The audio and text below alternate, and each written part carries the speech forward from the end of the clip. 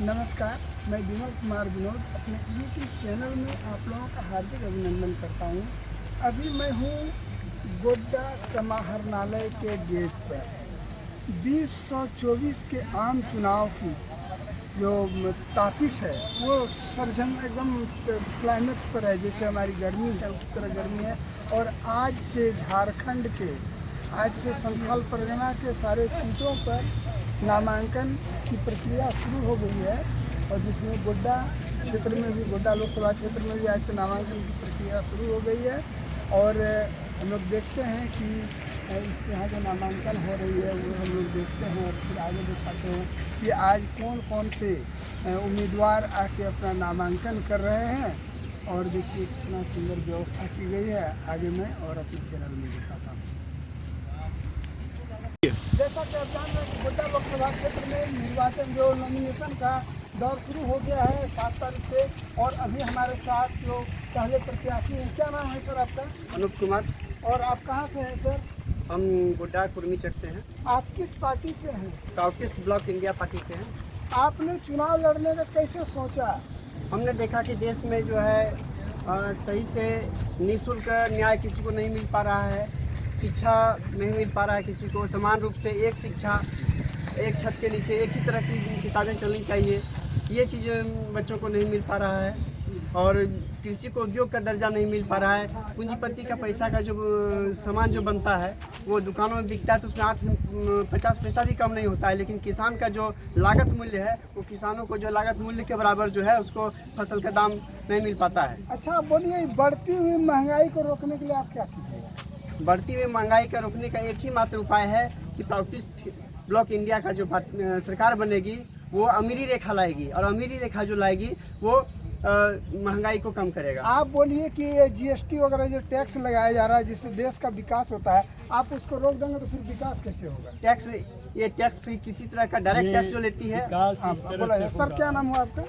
मेरा नाम है आचार्य संतोषानंद अवधूत। आप कहाँ से हैं? मैं दिल्ली में रहता हूँ और पार्टी प्राउटिस्ट ब्लॉक इंडिया का मैं राष्ट्रीय संयोजक हूँ। आपके कितने प्रत्याशी पूरे भारतवर्ष में लड़ रहे हैं? 10 प्रत्याशी। आपका मैनिफेस्टो क्या है? मैनिफेस्टो है गरीबी मिटा देना, महंगाई मिटा देना, भ्रष्टाचार मिटा देना, अपराध मिटा देना। ये बोलिए कि सारे पार्टी के लोग कहते हैं मैं गरीबी भ्रष्टाचार सब मिटा दूंगा, लेकिन ये संभव नहीं होता है। फिर आप गरीबी किस तरह से मिटाएंगे? हाँ, तो इसलिए संभव नहीं होता है कि वे चुनावी नारे के रूप में इन शब्दों का प्रयोग करते हैं और हम उद्देश्य की प्राप्ति के लिए इन शब्दों का प्रयोग कर रहे हैं।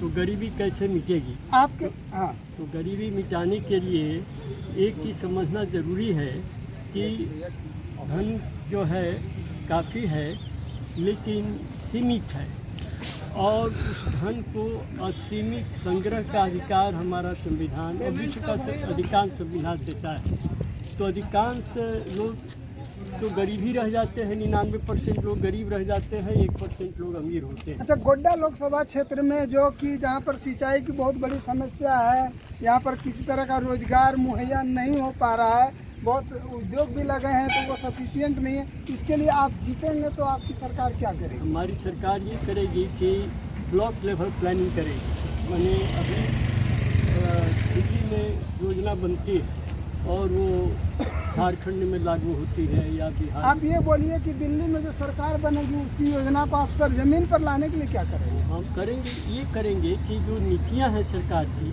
अभी पूंजीपतियों की पोषक नीतियां, उसको हम आम जनता की पोषक नीतियों में कन्वर्ट करने के लिए पूरी ताकत। पूंजीपतियों की पोषक नीति को आप किस तरह से आम जनता की नीति बनाएंगे? सबसे बड़ा तो यही होगा कि अमीरी रेखा हम ला देंगे, गरीबी रेखा मिटा देंगे एकदम। अमीरी रेखा होने से धन संग्रह करेगा लेकिन एक सीमा होगी और वो सीमा ऐसी होगी जिससे कि कम से कम आय और ज़्यादा से ज़्यादा आय में 10 गुना से अधिक का अंतर नहीं हो। अच्छा, ये बोलिए कि बीपीएल वालों को जो अभी राहत मिल रही है, 5 किलो चावल मिल रही है, आवास मिल रही है, इस क्षेत्र में आपकी बढ़ोतरी होगी या कम होगी? नहीं, इस क्षेत्र में हम हर व्यक्ति को न्यूनतम आवश्यकताओं की गारंटी को संविधान के मौलिक अधिकार में नहीं, हर व्यक्ति को रोजगार का अधिकार, क्रय शक्ति के सहित पूरे महीने को जिससे भरण पोषण हो सके, जिसके लिए प्रचुर संपदा भारतवर्ष में।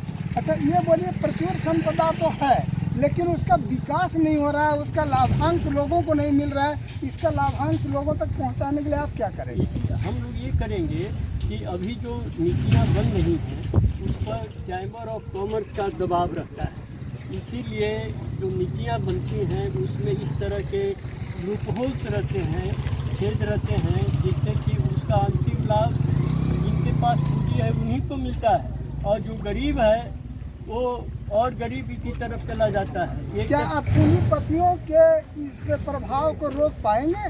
पूंजीपतियों के गलत प्रभाव को रोक पाएंगे। कैसे रोकेंगे आप? अब जैसे एक तो बात मैंने कही ना कि अमीरी रेखा लगा देंगे कि आप 500 करोड़ से अमीरी रेखा का अर्थ क्या हुआ? अमीरी रेखा का अर्थ ये हुआ कि आदमी की वर्तमान ज़रूरत और भविष्य की ज़रूरत पूरा जिससे हो जाए उससे अधिक वो संग्रह नहीं अच्छा, करेगा। वर्तमान जरूरत को पूरा करने के लिए आप क्या करेंगे? वर्तमान जरूरत को पूरा करने के लिए 2 कदम उठाएंगे।